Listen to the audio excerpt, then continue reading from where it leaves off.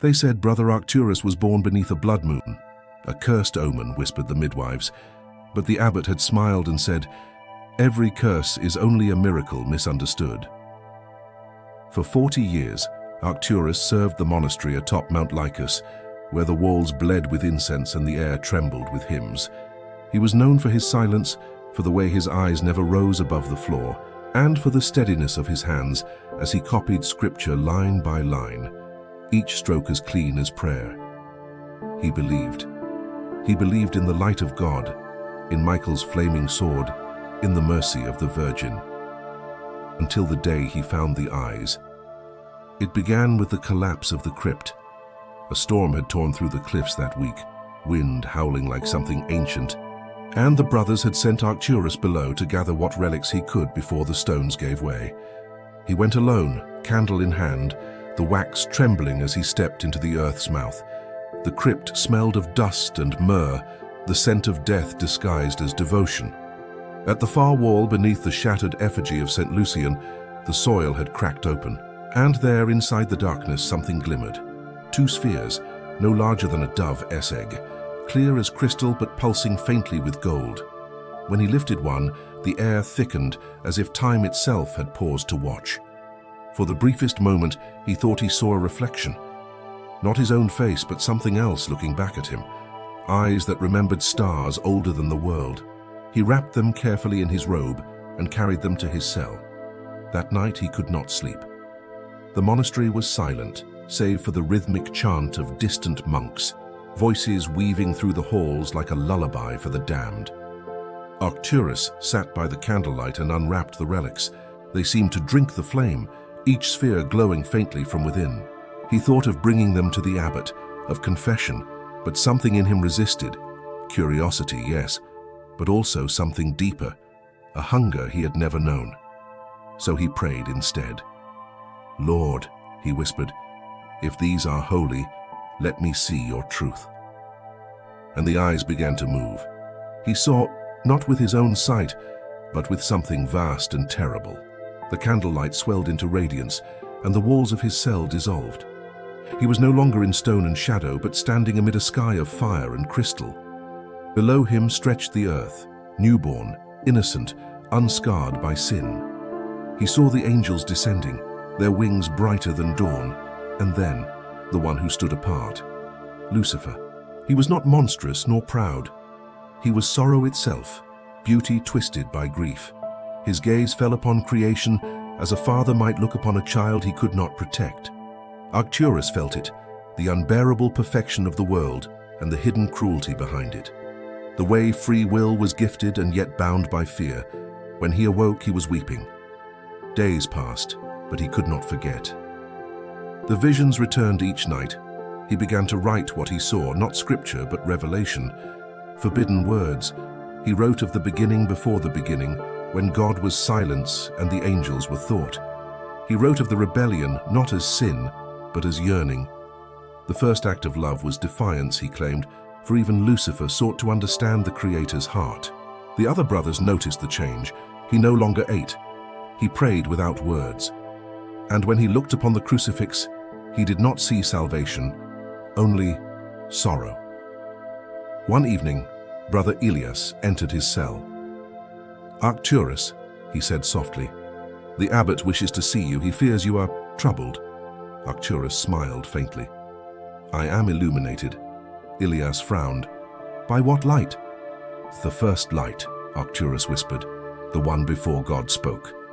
Elias saw the parchment scattered around him, filled with drawings of eyes, circles upon circles, a cosmos built from tears and wings. He saw the relics resting beside the candle, and he felt an unease he could not name. "These are not of God," Elias said. "You must—" "Do not name what you do not understand," Arcturus snapped. For the first time in his life, his voice trembled with rage. "Do you think God fears truth, that he is so fragile your silence protects him?" Elias stepped back, shaken. Arcturus turned away, cradling the relics. "Leave me," he whispered, "before they show you what they've shown me." That night, Elias did not sleep either. By morning, rumors had spread. They said Arcturus spoke to shadows, that the candles around his cell burned black, that during prayer, his reflection no longer moved in unison. The abbot confronted him before the altar. "Brother," he said, "you walk a dangerous path. The line between faith and blasphemy is thinner than breath. Relinquish the relics." Arcturus bowed his head. "Would you have me blind myself to truth, Father? These eyes, and they see creation as it is, not as we wish it to be." "Those eyes," the abbot thundered, "are not of heaven." "Then perhaps heaven is smaller than we dreamed," Arcturus said, smiling sadly. He was confined to his quarters that night. The relics were ordered seized. But when the monks returned to his cell the next morning, Arcturus was gone. He had fled to the catacombs beneath the mountain, carrying with him parchment ink and the eyes of the fallen. The tunnels were ancient, carved long before Christ, long before Rome. Bones of forgotten saints lined the walls. There, by torchlight, he continued to write. He called it the Gospel of the First Light. Each line he wrote shimmered faintly, as though the ink itself were alive. He wrote of the two truths, Yuck, of the divine and the damned, reflections of one another, forever bound. He wrote that God was not a being, but a mirror, and that Lucifer's fall was not rebellion, but a return.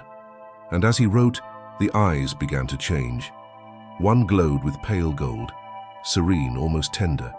The other darkened to a deep crimson, like dying embers. When he placed them together, the air crackled, and from within the glow he heard a voice. It was not words, but feeling, warmth, grief, longing. He saw Lucifer's descent again, but not as punishment. It was choice, a promise made to mankind. "If heaven cannot love you as you are, I will." Arcturus fell to his knees, trembling. Tears streamed down his face as the vision faded. For the first time, he felt no fear of damnation, only awe. He knew then what he must do. He would finish the gospel, not for God, not for the church, but for those who had been silenced in the name of salvation. He would give the world new eyes. 3 days later, they found him. The monks broke through the catacombs, led by the abbot himself. They found his writings scattered across the floor, the torches burned to ash, and there, kneeling before a wall of carvings, a man-shaped silhouette of soot, was Arcturus. He was blind. His eyes were gone, but he was smiling. On the stone beside him, in trembling script, he had written, "To see the divine, one must first go blind to illusion." The relics were never found. Only the faint scent of smoke, and the sound as soft as breath and of someone still whispering in the dark. When the monks sealed the catacombs, they believed they were burying sin. But sin, like scripture, has a way of returning, rewritten. For months, the monastery remained in uneasy silence. The brothers prayed harder, spoke softer. They avoided the lower halls where the air still smelled of smoke and iron, yet some nights the chanting changed. A low hum beneath the hymns, almost musical, almost human. Some said it was the wind. Others swore it was Arcturus, still praying beneath the stones. Then the visions began. Brother Ilias was the first. He woke gasping, his skin cold, whispering of wings without end, of a sky split open, light pouring through like blood through cloth. He said he'd seen eyes, suspended in the air, one gold, one crimson, watching him. And when he prayed for deliverance, the voice that answered was gentle. It told him not to fear. It told him the truth had survived. The next morning, Ilias found a single feather on his windowsill, black with veins of red. He did not tell the abbot. He simply folded it into his Bible and wept. Within weeks, whispers spread again, not of possession this time, but revelation. Pages from Arcturus's gospel had resurfaced, tiny scraps of parchment, carried by merchants, by pilgrims, by soldiers. Each fragment told a different story, that heaven had lied, that the fall of Lucifer was not rebellion but mercy, that creation was born not from obedience, but from love misunderstood. The church declared it heresy, but heresy spreads faster than holiness. In the taverns of Marseille, sailors recited his words like spells. In hidden convents, nuns painted the twin eyes on their walls, claiming it gave them visions.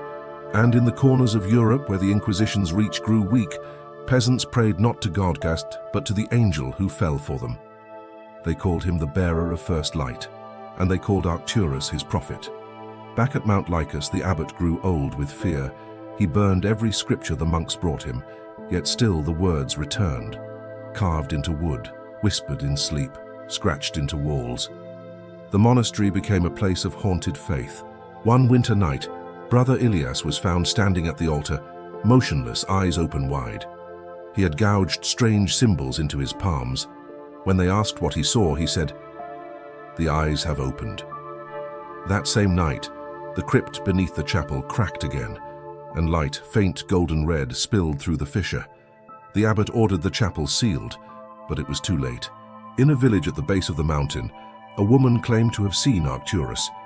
She said he was walking barefoot in the snow, his sockets glowing faintly, his blind face lifted toward the sky as though basking in invisible sun. He spoke softly to her. "They will call it damnation," he said, "but it is only dawn seen from below." Then he vanished into the forest. The woman later found her newborn child staring upward for hours at a time, eyes of two colors, gold and red. The church moved swiftly. They sent inquisitors to scour the countryside. Dozens were burned, heretics, prophets, liars, dreamers, all claiming to follow the gospel of the first light. But something in their deaths unsettled the witnesses. Every one of them died smiling, even under flame. And before their final breath, they always whispered the same phrase: "To see the divine, one must first go blind to illusion." The same words carved in Arcturus's cell. Years passed. The monastery at Mount Lycus fell into ruin. Only ravens and ivy remained to guard its stones. But beneath the rubble, the crypt still pulsed faintly with warmth, as if a heart had been buried alive. Then one day, long after the church had forgotten his name, a pilgrim arrived from the east. He carried a small wooden box sealed with wax, marked by two circles entwined. He claimed it had been found in the ruins of Constantinople, buried beneath the chapel of St. Lucian. Inside were two objects, cold as glass and light as breath, the eyes. But they were no longer crystal. They had fused, one gold, one crimson, forming a single sphere that shimmered like fire trapped in water. When the pilgrim placed it upon the altar, the air in the room changed. Candles bent toward it, shadows thickened, and from within the relic came a whisper, faint, almost tender. He was right. The pilgrim fled that night, leaving the box behind. The next morning, the monks found the abbot kneeling before it, his hands clasped, his mouth sewn shut by threads of his own hair. His eyes were gone. Centuries passed. Empires rose and fell. The name Arcturus became a footnote in forbidden chronicles, a mad monk, a blasphemer. But his words endured. Copied, hidden, passed from scholar to scholar, until they became something else, a philosophy, a secret faith for those disillusioned by heaven and hell alike. In the 14th century, a painter in Florence signed his masterpiece not with his name, but with two circles, one gold, one red. When questioned, he said it was a tribute to the angel who pitied mankind. In Prague, an alchemist recorded a dream of a blind monk guiding him through a hall of mirrors. Each mirror showed a different face, yet all belonged to the same being. When the alchemist asked his guide who the being was, the monk answered, "God, before he divided himself." The alchemist never woke. In every century, the relic reappeared, in secret societies, in whispered rituals, in places where faith had begun to rot. Always the same stories, visions of endless wings, a warmth behind the eyelids, and the haunting voice that said, "Lucifer did not fall, he descended." Some called it blasphemy. Others called it the truest gospel humanity ever wrote. And still somewhere, the light of the first eyes flickers, waiting for one who dares to look again. They say if you pray long enough in the ruins of Mount Lycus, the air begins to shimmer, and in that shimmer, a figure appears, a monk in tattered robes, his face serene, his sockets burning faintly with dawn and dusk. He carries a book bound in ash, and if you ask him what he seeks, he will tell you, to remind God what love once looked like. Then he will vanish, leaving only the faint scent of myrrh and two small feathers, one gold, one red, and perhaps a whisper in the dark. Every curse is only a miracle misunderstood.